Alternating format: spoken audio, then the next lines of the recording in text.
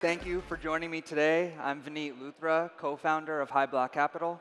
And today I'm going to be discussing with you how you can use data visualization to unlock insights in the crazy world of crypto trading. So the crypto landscape is overwhelmed with a lot of data. We have multiple coins, multiple exchanges, and so many different metrics to shuffle through.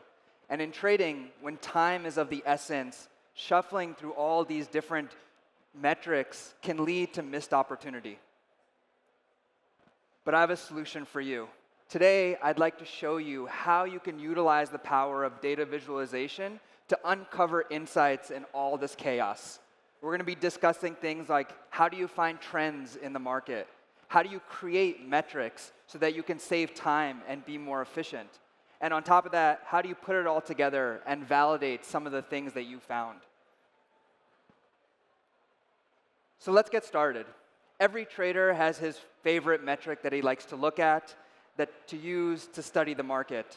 However, looking at that metric from every coin to coin to coin can be a very long and tiring process and can lead to many missed opportunities. What I'd like to show you today is how you can use visualization to get a broader outlook of the market. In my example, I'm going to be using open interest, or OI. Open interest is a gauge of how positions are entering or exiting the market at any time. Large shifts in open interest can be a good gauge of liquidity that's entering the market and a good gauge of future liquidity. So how do we visualize this? Well, we can make a screener. On the left axis, x-axis, you have all your coins. And the y-axis, you have all your coins, and across your left x-axis, you have time. The color represents the open interest value.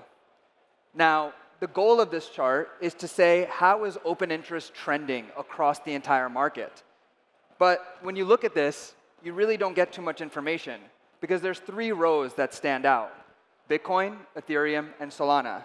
Due to their dominance in the market, the color represented is going to only show these three coins, and you're not going to get a perspective of the broader market. So how do we transform this data to really answer the question, how is the broader market shifting? Well, we can normalize the data, and boom, just like this, now you can compare all coins in one single graph. In the middle of the graph, you have the darker layer, which is showing the lower amount of open interest across the market. And as time has gone on, it has shifted. And here, you have a much brighter view saying that open interest is increasing. There's more liquidity coming into the market. Now you can analyze each coin one at a time to see how it's shifting, or the whole market, and clearly there's a regime change. Now that's all great. How do we take this to the next level? Right? So now we know that open interest is a good gauge of liquidity, both entering and future liquidity that's going to exit. And from our previous chart, we saw that there was a lot of open interest entering the market. Liquidity was coming in. So what can we do with that? Can we create an indicator or a metric to help us predict where this exit liquidity is going to come in? Right? Exit liquidity can come in many different fashions. It could be take profits. It could be stop losses. And the most interesting, it could be liquidations. And that's where the liquidation levels comes in. Now, this is a tool that helps you predict where future liquidity can lie. This is our proprietary metric where we predict where liquidation liquidity is at different price levels. However, you can be creative with the data and make any of your own metrics. The indicator is just one layer. The main thing is the visualization, looking at it in a way to give you an edge. You can see on the bottom, there was some long liquidity that was gathering down here, and some long liquidity that was gathering down here. Price came down, hit it, and then reversed. Price came down, hit it, and then reversed. This would have been a great RRR opportunity. Up here, we see a lot of short liquidity gathering on the top. We see price come, cascade through it, and just go right through. Now, what have we done? We've taken open interest, we've taken liquidation levels, and now we've created our own proprietary metrics using data visualization to find volatility zones. So now you can stay ahead of the curve and anticipate some of these things rather than reacting to it. So let's now move on to a different flow. we talked about lick levels, which is an indication of future liquidity. What's another indication of future liquidity? Well, that would be order book, right? Order book data can be very noisy, as we see, as we see on the top right, right? This is the order book imbalance across all coins, and you can't really get too much information from this data, right? So how do we transform our data to make this cleaner, to reduce the noise, right? Understand what is the broader trend that's happening in the market. Well, one way is to take a global average, right here. Here we're taking the average of our order book indicator across all of our coins, and we can see now very clearly that the imbalance is trending downwards, right? This technique is not specific to order book. This could be done across any indicator, but it gives you a great understanding of where momentum is going across the entire market.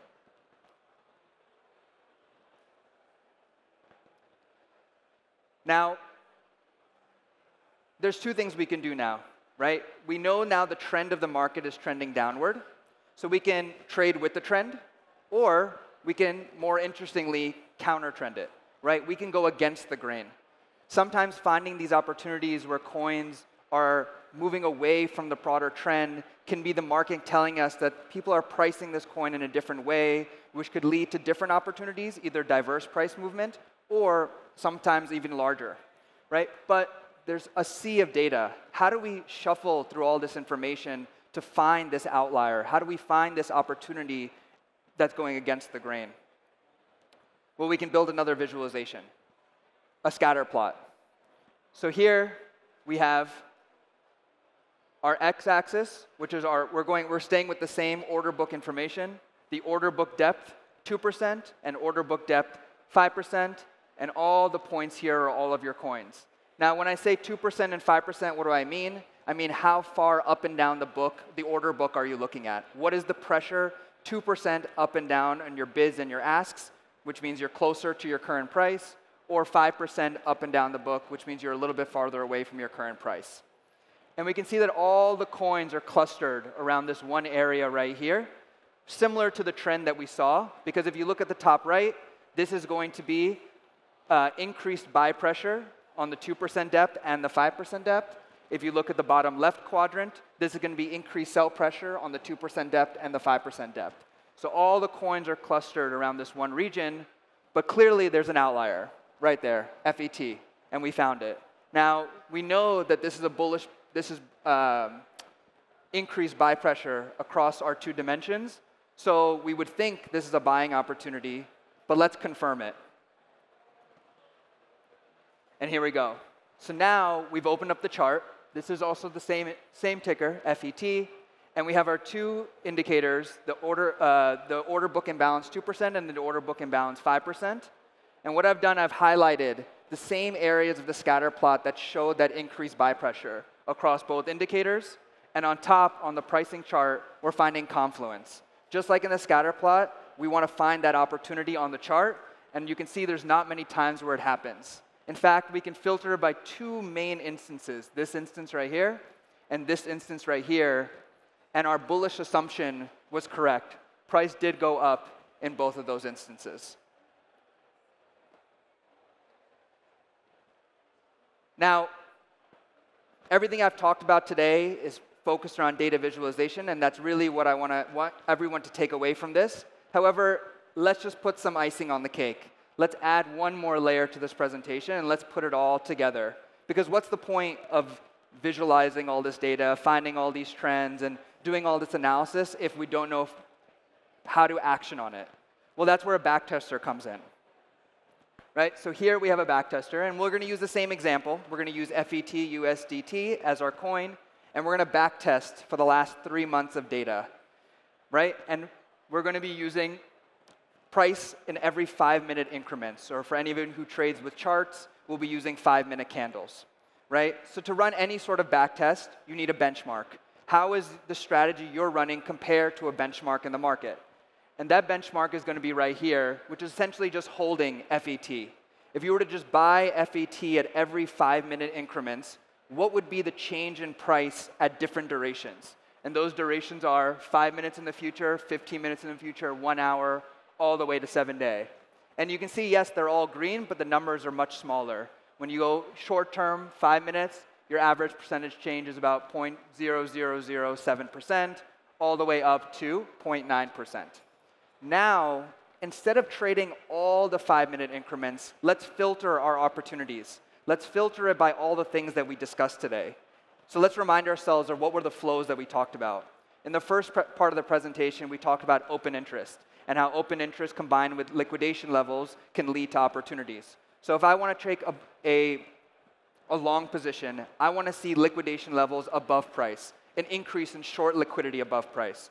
So in this benchmark or in this backtest, I've added an increased amount of short liquidations at a current time. And then the second part of our presentation was order book imbalance, having an increased amount of buy pressure across different order book depths.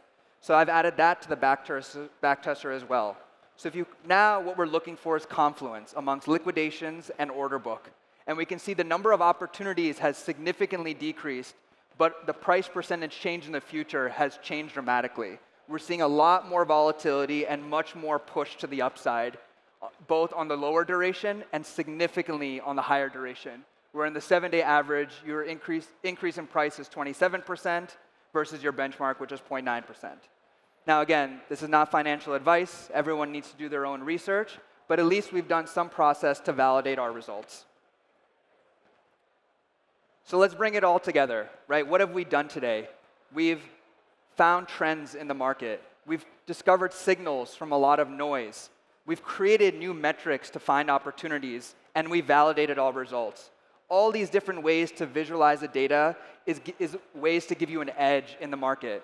And in this market, edge is everything.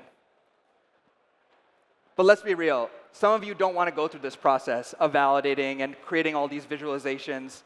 And that's where Hyblock comes in. And here's my 1-minute plug. At Hyblock, we have hundreds of indicators and visualizations for you to see across order book, order flow, long, short, sentiment data.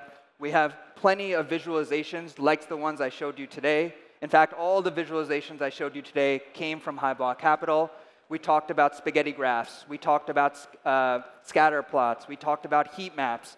We also have histograms, 3D charts, correlation graphs, all these things to give you an edge. So if you don't want to go to the manual labor, we're an analytics platform that can provide the whole entire solution for you so you can focus on what's most important, and that's trading. Thank you very much.